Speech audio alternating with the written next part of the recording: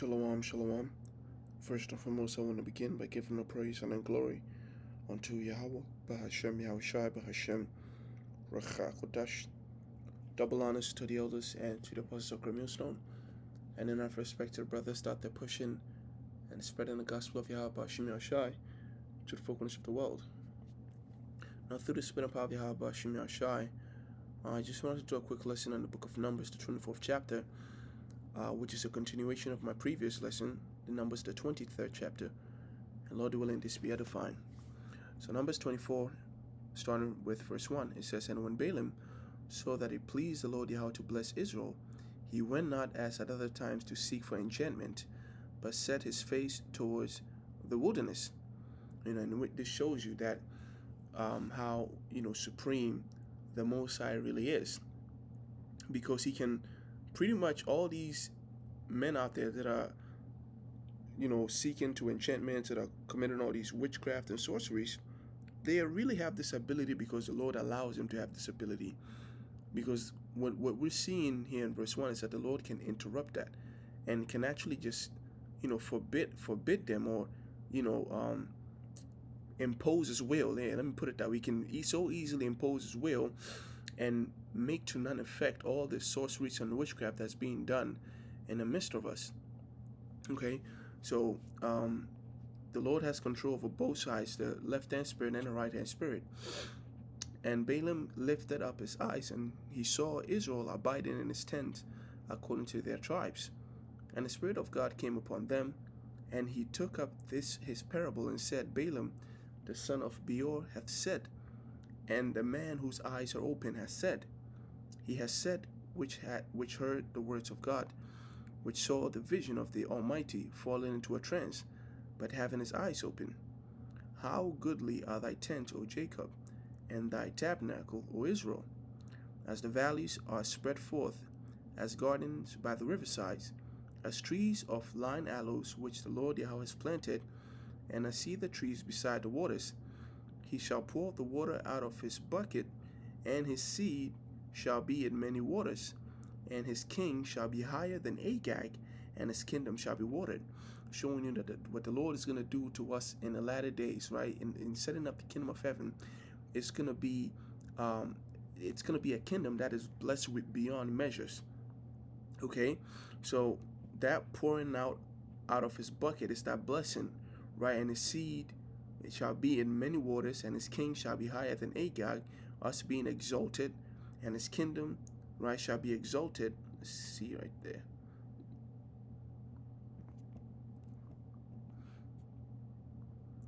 Water will flow from their bucket. Their offsprings will have all they need. Their king shall be greater than Agag. Let me see. We'll have abundant water, right? We'll have all they need.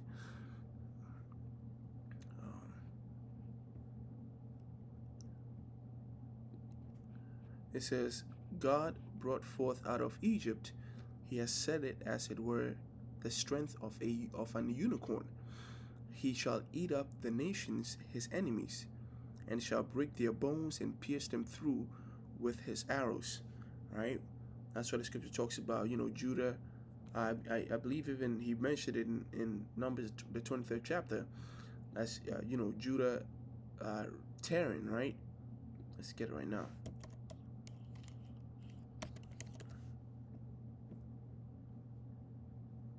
That's Israel, not just Judah.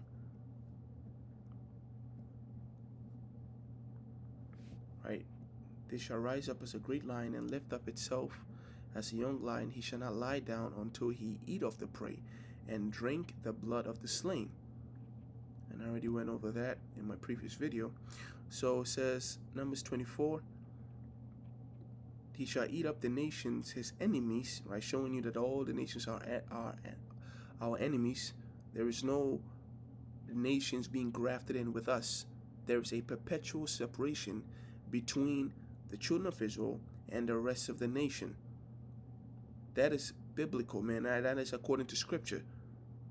All the prophets have said it, and even these demons know it. Okay, there's a clear separation that's going to be forever. That's why, again, I went over this in Numbers, the 23rd chapter. He talks about the nation shall not be amongst them. Let me see.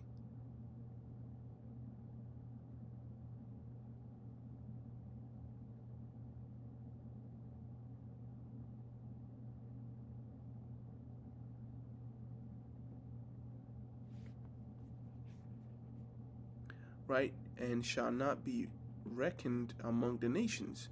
Numbers 23 and 9. And when you look at that, reckoned,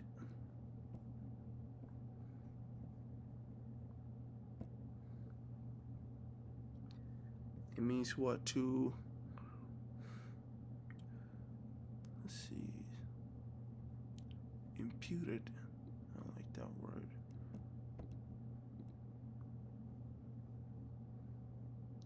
To assign to something by inference.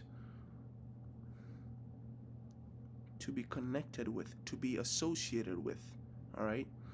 And so if you look at that in a different translation, Numbers 23 and 9, in a different translation, it says, I see a people who live by themselves, set apart from other nations. Let me see.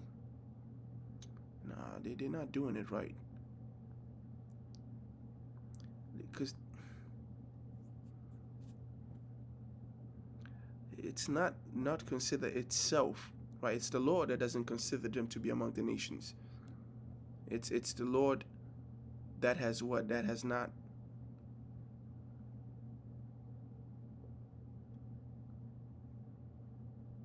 And shall not be reckoned among the nations. So they are separate because the Lord made them separate. So the nation, that's why the other nations are Jake's enemies.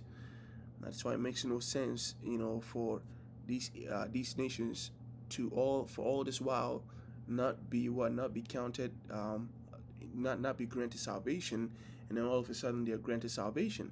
And the only ones that are from the other nations are people who have been scattered throughout the four corners of the world, and they are the ones who are getting grafted back in. He couched and lay down as a lion, and as a great lion, who shall stir him up? Blessed is he that blesseth thee, and cursed is he that curseth thee. And Balak's anger was kindled against Balaam, and he smote his hands together. And Balak said unto Balaam, I call thee to curse mine enemies, and behold, thou hast altogether blessed them with these three times. Therefore now flee thou unto thy place. I thought to promote thee unto great honor, but lo, the Lord Yahweh has kept thee back from honor. And Balaam said unto Balak, Speak I not also thy messengers which thou sendest unto me, saying, If Balak will give me his house full of silver and gold, I cannot go beyond the commandment of the Lord Yahweh to do either good or bad of mine own mind. But what the Lord Yahweh saith, that will I speak. And now behold, I go unto my people.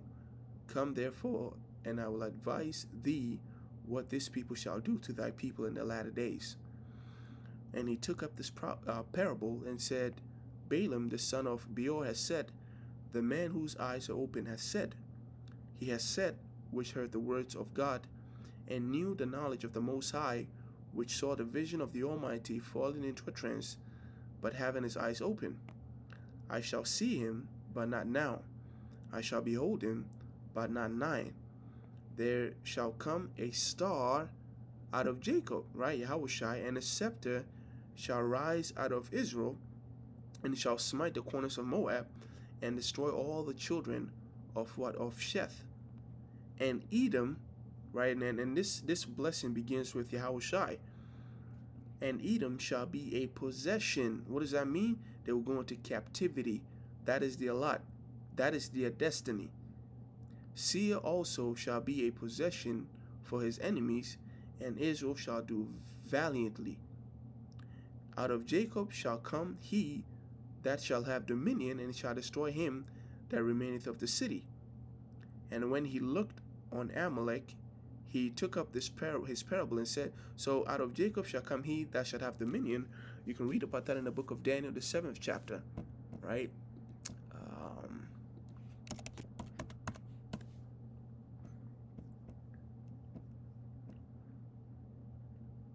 Let me tell you, man, the kingdom of heaven is going to be great. It's going to be magnificent. And there's a reason why for millennia, right, for thousands of years, the Lord has had this one narrative, the kingdom of the Israelites being explained in so many different words. And it's the same narrative, but over and over and over and over and over, from generation to generation, sending his prophets out there, rising up early bedtimes, day in and day out, who shall not hold their peace. And we've been preaching about one particular event, which is Yahweh's dominion. It's going to be, the kingdom of heaven, it cannot be exaggerated. It's impossible to be exaggerated. That's why Paul said, eyes have not seen, neither ears have heard. It's all going to make sense why the Lord has had this thing, said over and over and over and over and over and over and over and over and over, from generation to generation to generation, right? How many times have we been reincarnated and heard the same message over and over and over again? Because it's important. And that he had to even make these nations aware of it. So it says, Salakia, let me get Daniel, 7th chapter.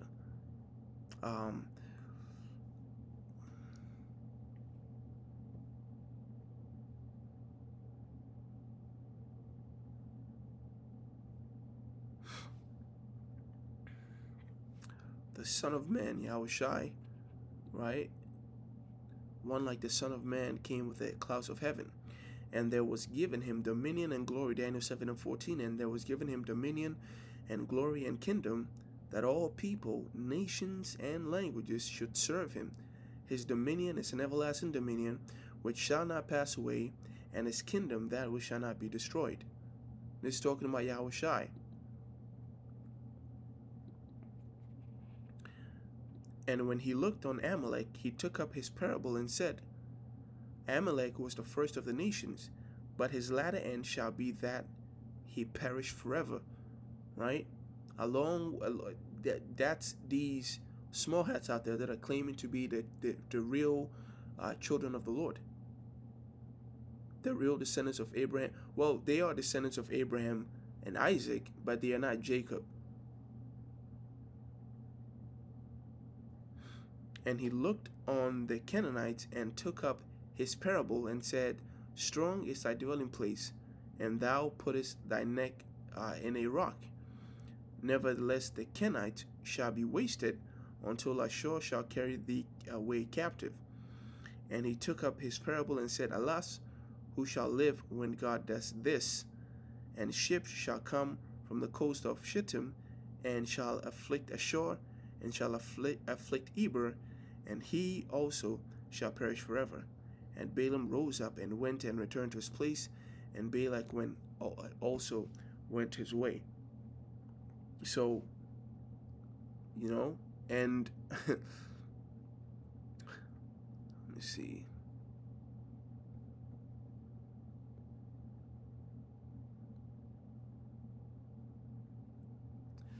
This part right here,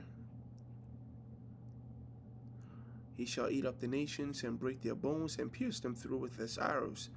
You can read about that in the book of Psalms, the 45th chapter. Gird up thy sword upon thy thigh, O Most High, with glory and thy majesty. That is talking about Yahushai. And in thy majesty ride prosperously because of truth and meekness and righteousness, and thy right hand shall teach thee terrible things. Thine arrows are sharp in the heart of the king's enemies, whereby the people fall under thee. Thy throne, O God, is forever and ever. The scepter of thy kingdom is a right scepter. All right? And so, I hope this is edifying. In closing, I want to give all praise and glory unto Yahweh, Bahashem, Yahushai, Bahashem, Racha Kodash, Shalom, Yahweh, Bahashem, Shabbat, to your Akims and Akwifs that are listening in truth and in sincerity. Until next time, Shalom.